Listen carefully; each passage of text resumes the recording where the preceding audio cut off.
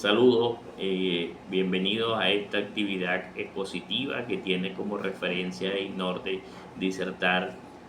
puntos centrales en materia de la jurisdicción normativa. Nos convoca el día de hoy para desarrollar las características generales de la jurisdicción en Venezuela como función pública de satisfacción de pretensiones ante una posición de conflicto y controversia de carácter jurídico. Pero sin embargo, antes de ello, previamente debemos desarrollar las características generales de la jurisdicción, por supuesto. ¿Qué entendemos por jurisdicción? Los elementos que rigen la jurisdicción, las garantías constitucionales y al final descifrar, por supuesto, describir si al final el Estado tiene ejerce un monopolio absoluto en la jurisdicción o en su efecto la Constitución de la República Bolivariana de Venezuela prevé algunas vías o algunas formas en las cuales se pueda solucionar las controversias o conflictos ante una posición, por supuesto, de las partes o de la sociedad venezolana. Todas y cada una de esas interrogantes serán planteadas, por supuesto, y desarrolladas en esta oportunidad. En este sentido, lo primero que tenemos que partir es plantearnos la siguiente interrogante: ¿qué entendemos por jurisdicción? Para ello debemos recurrir a la posición de la doctrina vinculante. En este caso podemos tomarla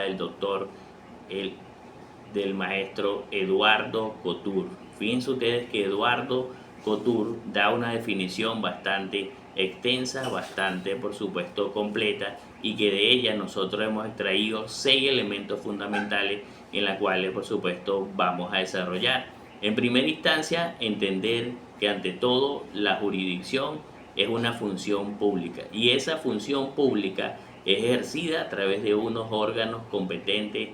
del Estado. En este sentido, el orden jurídico que regula la organización del Estado va a crear órganos adecuados para el ejercicio de las funciones públicas.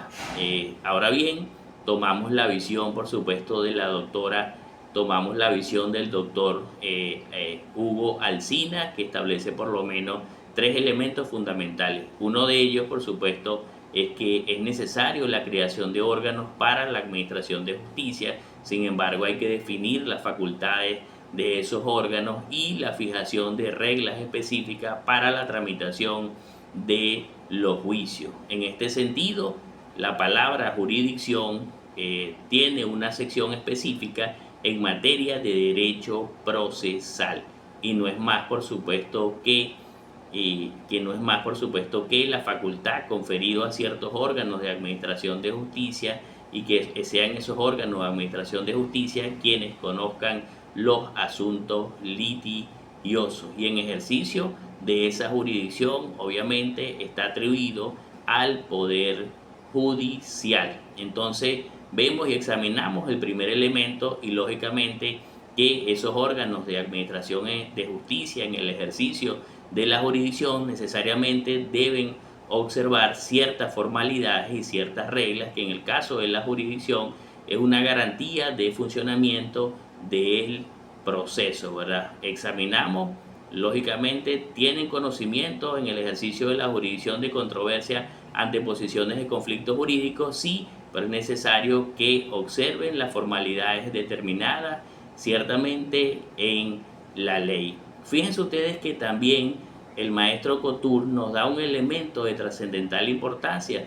en las cuales las partes, por supuesto, les asiste un derecho y lógicamente se van a ventilar dentro de la fase procesal, y en este sentido va a existir un acto, y ese acto por supuesto necesariamente va a ser una labor intelectual del juez, y no es más por supuesto que las conclusiones, y las conclusiones al final de todo desde el punto de vista de la lógica se van a resumir en el juicio, pero el juicio desde el punto de vista de la lógica va a ser las conclusiones, y el resultado final es las decisiones a través de la sentencia, ¿verdad? Si nosotros nos vamos al tema de las decisiones en materia de los órganos de administración de justicia, siempre parten del famoso silogismo judicial, ¿verdad? Premisa mayor, premisa menor, conclusiones. Recordemos que las premisas mayores están atribuidas a la norma jurídica, la premisa menor lo referente a las pretensiones, excepciones de cada una de las partes, por supuesto, en controversia jurídica ante una posición de una,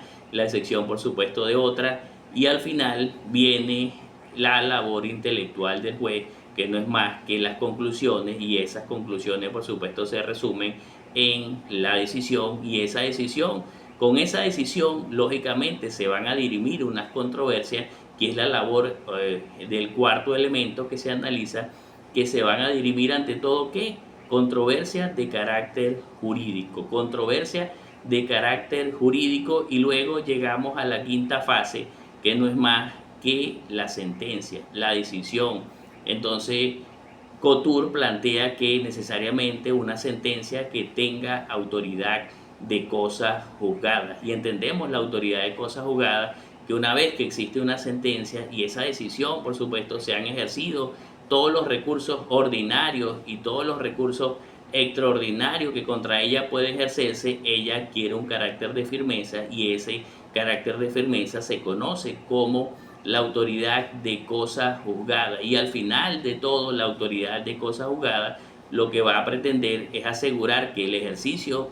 de esa parte, de ese derecho que ya fue, por supuesto, limitado a través de esa decisión, los tribunales o los órganos de administración de justicia no van a conocer nuevamente sobre lo ya decidido. Es decir, que automáticamente va a ser ley entre las partes de acuerdo a los límites de la controversia y de acuerdo a los límites de la decisión emanada de los órganos de administración de justicia. Y lógicamente viene el sexto elemento, que trasciende la importancia de la decisión, adquiere el carácter de cosa juzgada, y al final de todo no es más, por supuesto, que esa decisión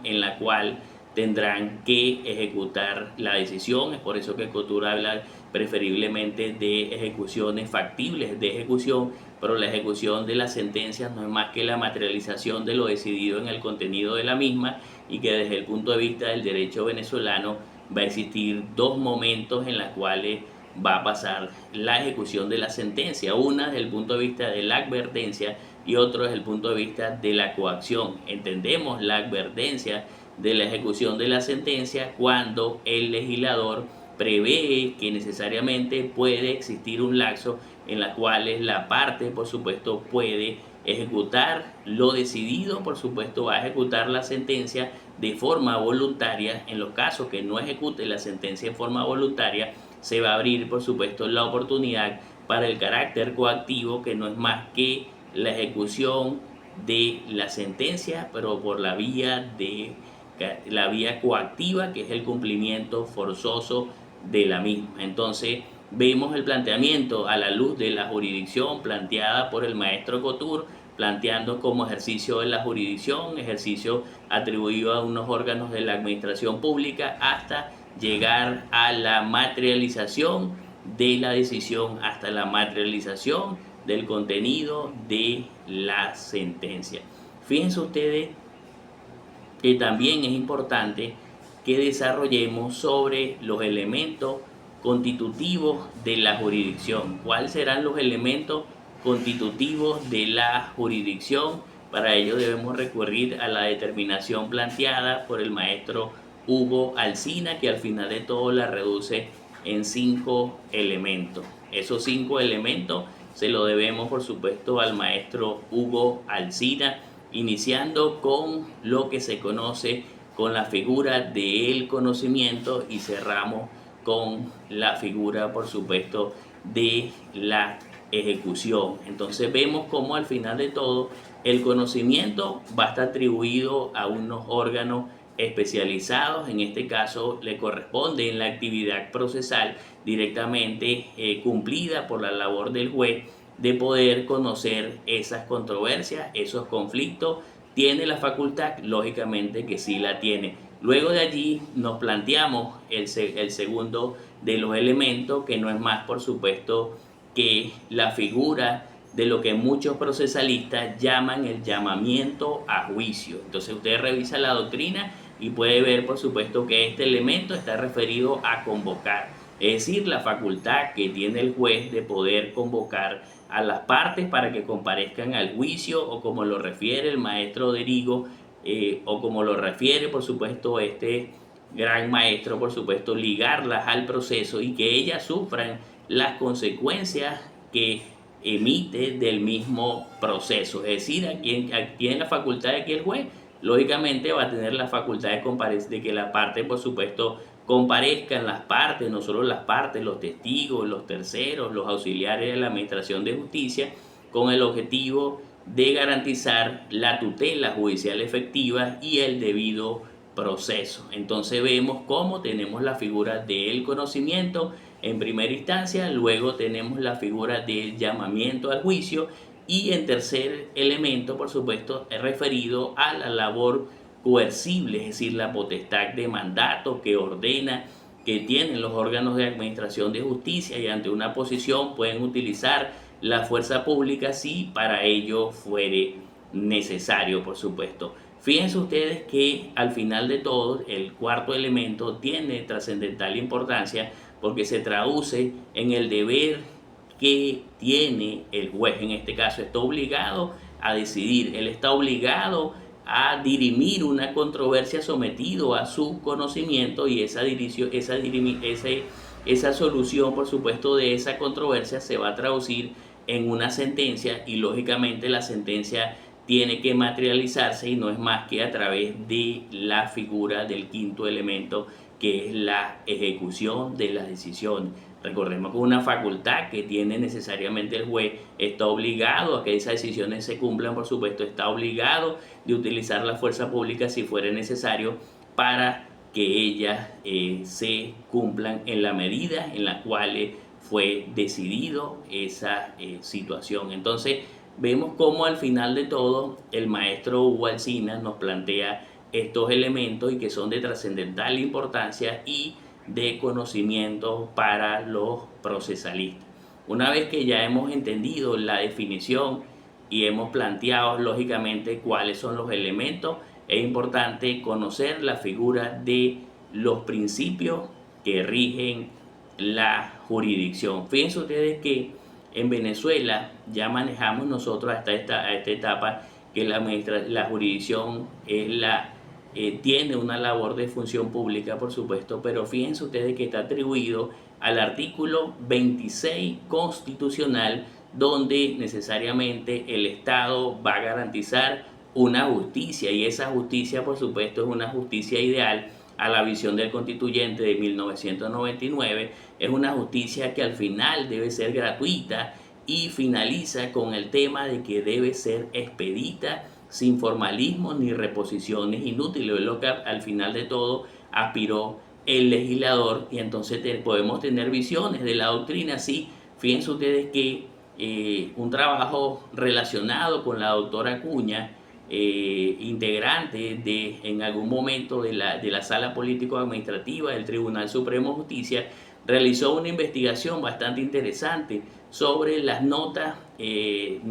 específicas de los principios constitucionales que rigen a la Administración de Justicia, y ella refiere que cuando estemos haciendo referencia a la actividad jurisdiccional, lo primero que necesariamente vamos a observar es el artículo 26 constitucional, porque ese artículo le consagra el derecho al ciudadano del acceso a la justicia. Primer elemento, lógicamente, que hay que analizar, y en segunda instancia, la tutela judicial efectiva de los derechos que lógicamente se están invocando, pero esa tutela judicial efectiva, al final de todo, es lo que aspira a que el constituyente, el Estado, lo garantice, y lo garantice a través, por supuesto, de esa visión del 26 constitucional, que no es más que sea gratuita, accesible, idónea, transparente, equitativa, responsable, independiente, expedita, sin formalismo ni reposiciones inútiles. Pero más allá de esa situación, por supuesto, el acceso a la administración de justicia es un acceso, por supuesto, que necesariamente tiene que ser abierto.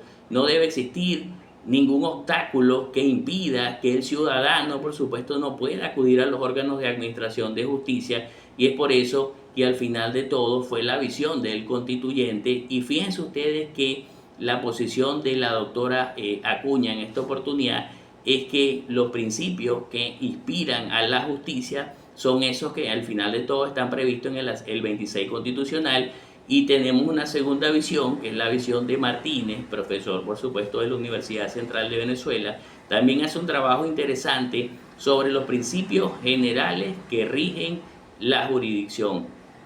Fíjense que Martínez,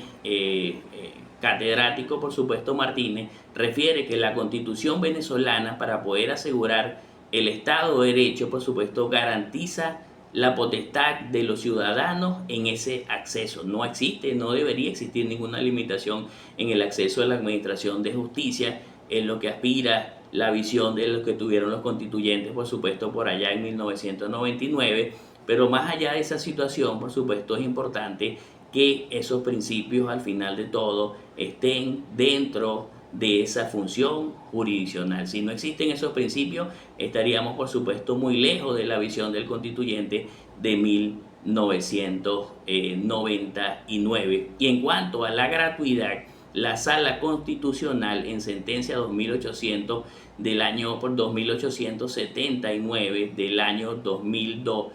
señaló que al final de todo, ¿verdad?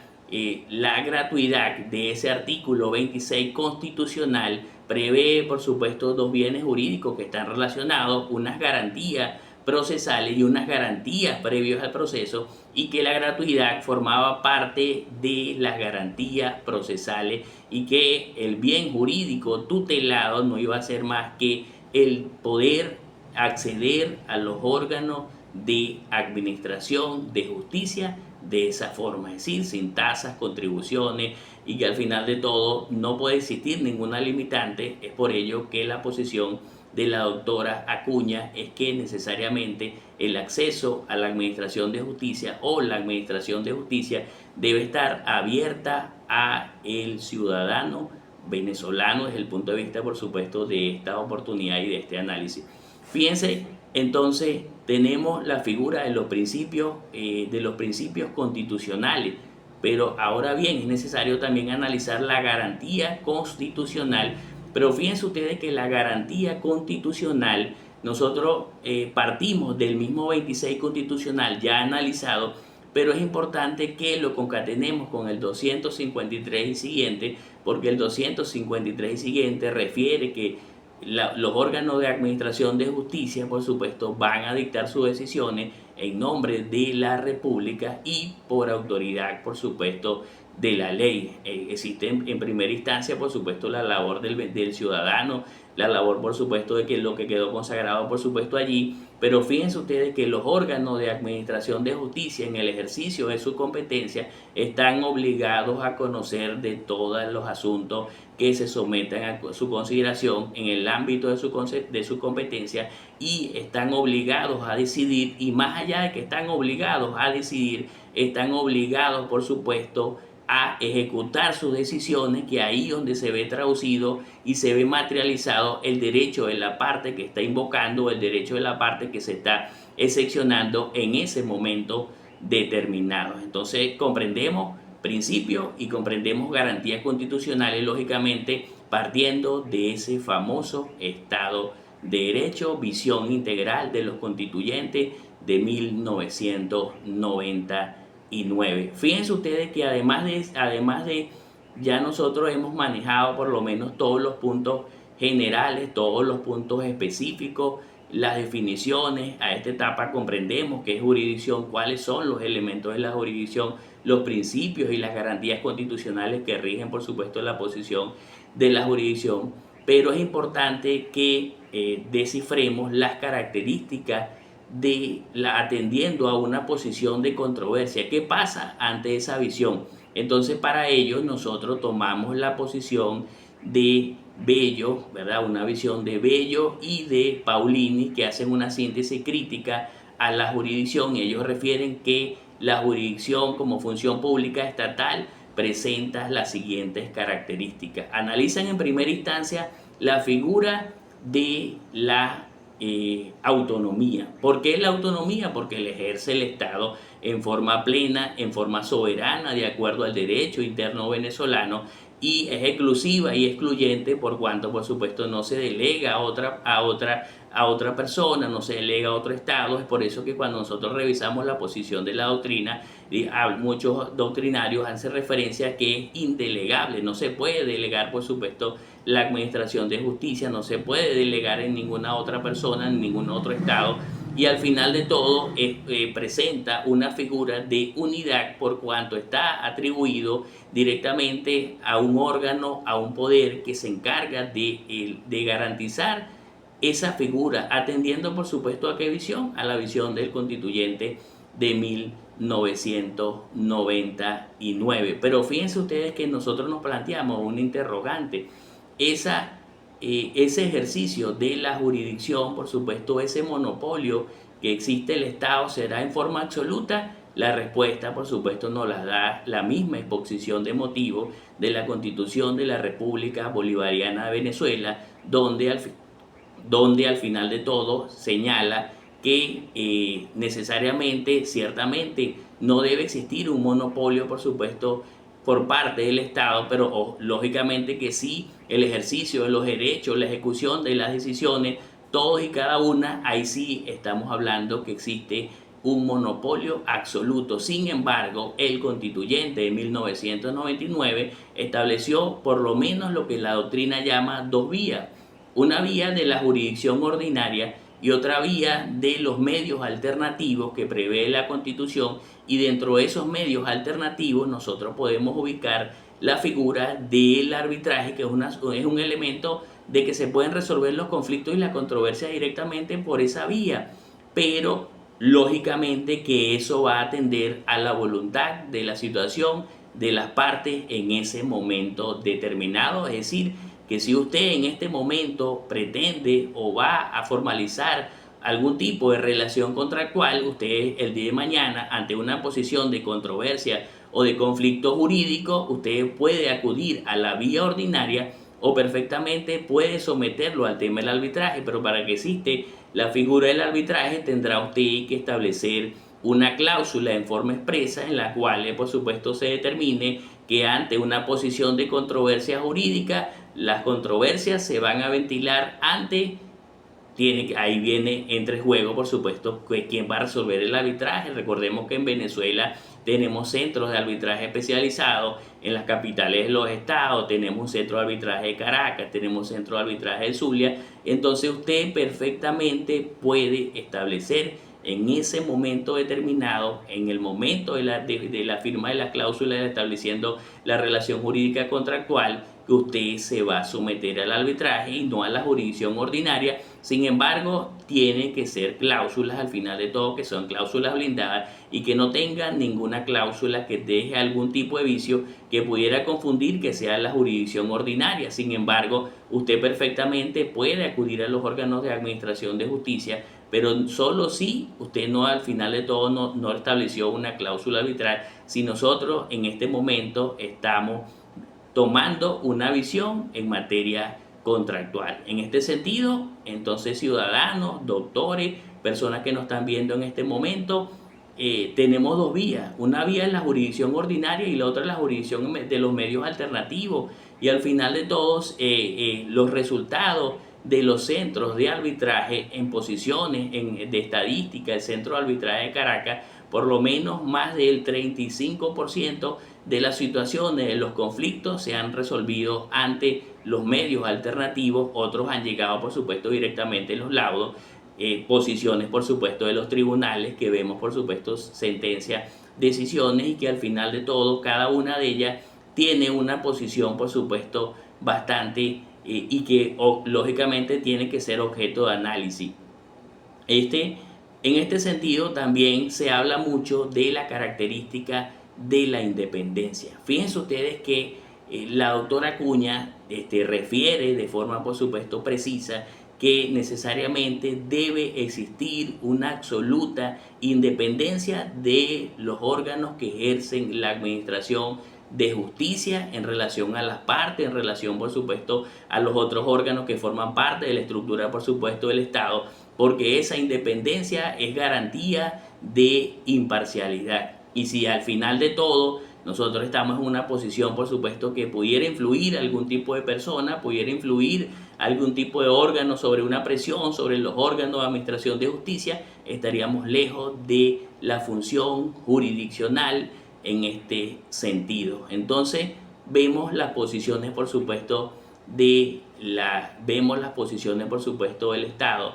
Es absoluta, lógicamente, es indesligable, lógicamente, es independiente, lógicamente, pero también debemos de considerar que existen otras formas, existen otros medios en los cuales nosotros podemos resolver las controversias, podemos resolver los conflictos jurídicos, y dentro de ellos una vía es el tema del arbitraje, que tiene vigencia, por supuesto, constitucional, tiene vigencia legal a través de la ley de arbitraje perfectamente, y lo que la doctrina denomina la jurisdicción alternativa o la justicia alternativa ante la posición de los conflictos. Entonces, mis estimadísimas audiencias, como pudieron visualizar, nos paseamos por elementos importantes de la jurisdicción. Ha sido para mí un placer estar en el día de hoy formalizando esta disertación como actividad sumativa para la cátedra de jurisdicción normativa. Quien tuvo el gusto y el placer de disertar para ustedes, Leocadio Rafael Mendoza Blanco. Será para otra oportunidad. Si les gustó el video, por favor pueden dejar sus comentarios, agréguense cualquier, por supuesto, tipo de dudas, y nos veremos hasta otra próxima oportunidad. Se le quiere, Dios lo bendiga. No se les olvide suscribirse, darle la manito y activar la campanita.